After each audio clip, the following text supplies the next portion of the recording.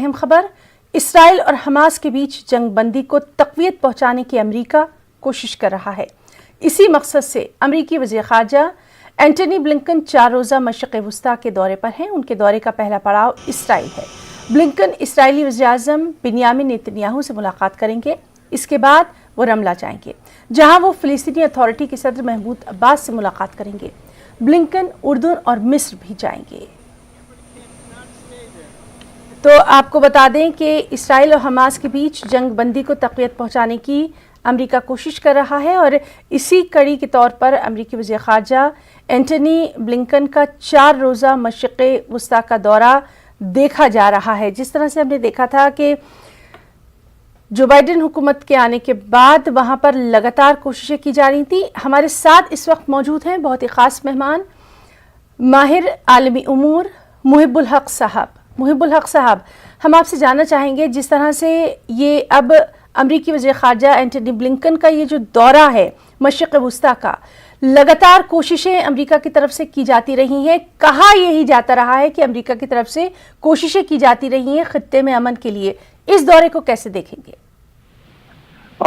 دیکھیے، اس دورے میں جو سب سے بڑی بات یہ ہے کہ جو قابل ذکر ہے کہ انہوں نے کوئی لانگ ٹرم پلان نہیں رکھا ہے، وہ بلکہ سیز فائر کو اسے اسٹرینتھن رکھنا چاہتے ہیں۔ سیز فائر میں یعنی اس کا مطلب یہ ہوتا ہے کہ اسٹیٹس کو مینٹین کرنا چاہتے ہیں۔ اسٹیٹس کو میں اسرائیلی آکوپیشن جو ہے یا اسرائیلی انلیگل سیٹلمنٹس ہیں، ان کے لیے ان کے پاس کوئی پروگرام نہیں ہے۔ تو ایسی حالت میں اگر یہ دورہ کرتے بھی ہیں اور ان کے پاس کوئی اگر لانگ ٹرم پلان نہیں ہے، یعنی حتمی پیس یا امن قائم کرنے کے لیے جو بائیڈن نے کہا تھا اپنے اسٹیٹمنٹ میں کہ 2 اسٹیٹ سولوشن سب سے بڑا سولوشن ہے، تو اگر 2 اسٹیٹ سولوشن ہے تو سب سے پہلی بات یہ ہے کہ سوورنٹی فلسطین کو ملنی چاہیے، جس میں انہیں ایک آزاد اور خود مختار ملک کی حیثیت سے ریکوگنائز کرنا سب سے بڑی چیز ہے، جس کا اس دورے میں کوئی ذکر نہیں ہے۔ جی، اور محب الحق صاحب، جس طرح سے لگاتار ہم یہ بات چیت کرتے رہے ہیں کہ صرف وہ اگر امریکہ کی بات کریں تو صرف بیانات تک محدود ہیں یا پھر واقعی میں وہ مسئلے کا حل چاہتا ہے، کیونکہ لگاتار ہم دیکھ رہے ہیں کہ جب بھی وہاں پر کشیدگی دیکھی جا رہی ہے، خاص طور سے جو بائیڈن جو حکومت آئی ہے اس کے آنے کے بعد سے وہاں پر حالات کچھ بدلے ہیں۔ ابھی کیا آپ کو حقیقی معنوں میں لگتا ہے کہ حالات بدلے ہیں؟ دیکھیے، امریکہ میں ایک کانٹرڈکشن کی صورتحال ہے۔ جو بائیڈن چونکہ ڈیموکریٹ پارٹی سے ہیں، جن کا ہیومن رائٹس کے لیے، پیس کے لیے کمٹمنٹ ریپبلکن کے مقابلے میں زیادہ ہوتا ہے۔ ٹرمپ کی بہت سارے بلنڈرز ہیں جن کو انہیں انڈو کر کے یعنی ان تمام رانگز کو رائٹ کرنا ہے، جسے امریکہ کی پوری دنیا میں اگر آپ دیکھیں گے تو ایک مورل لیڈرشپ تھی جو ختم ہو گئی یا اس کو بہت ڈینٹ پہنچا۔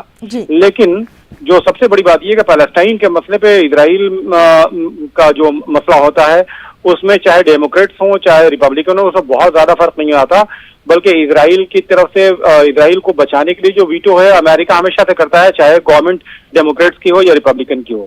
تو میں یہ سمجھتا ہوں کہ دیکھیے، جو ہیومن رائٹس کا وائلیشن ہے اسرائیل کا، اس سے انٹرنلی امریکہ میں بہت زیادہ کرٹیسزم ہے، لیکن امریکہ کو اگر اپنی مورل لیڈرشپ یا ایک انٹرنیشنل کمیونٹی کی نظر میں کوئی اپنی عزت بنانی ہے یا اپنا اسپیس قائم رکھنا ہے تو انہیں یقیناً 2 اسٹیٹ سولوشن کی طرف بڑھنا ہوگا، اور اسرائیل کو دو ٹوک یہ کہنا ہوگا کہ انلیگل سیٹلمنٹس یا ڈسپلیسمنٹ آف پیلسٹینینز برداشت نہیں کیا جائے گا۔ جی، اور محمود عباس سے بھی وہ ملاقات کرنے والے ہیں، اس کی کتنی اہمیت؟ دیکھیے، وہ محمود عباس سے بھی ملاقات کریں گے، ایجپشین لیڈرشپ سے بھی ملاقات کریں گے، جارڈینین لیڈرشپ سے بھی ملاقات کریں گے، اور ظاہر سی بات ہے اسرائیل تو سب سے پہلے ہے ان کے سامنے۔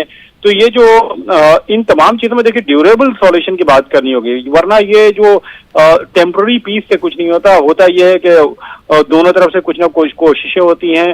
ایک ایسی کنٹری ہے جو ڈسارمڈ ہے یا ایک ایسا علاقہ ہے جو انلیگل آکوپیشن میں ہے، اور ایک ایسے اسٹیٹ ہے جس کے بعد ورلڈ کی بہت strong army, air force, navy, تمام چیز موجود ہے۔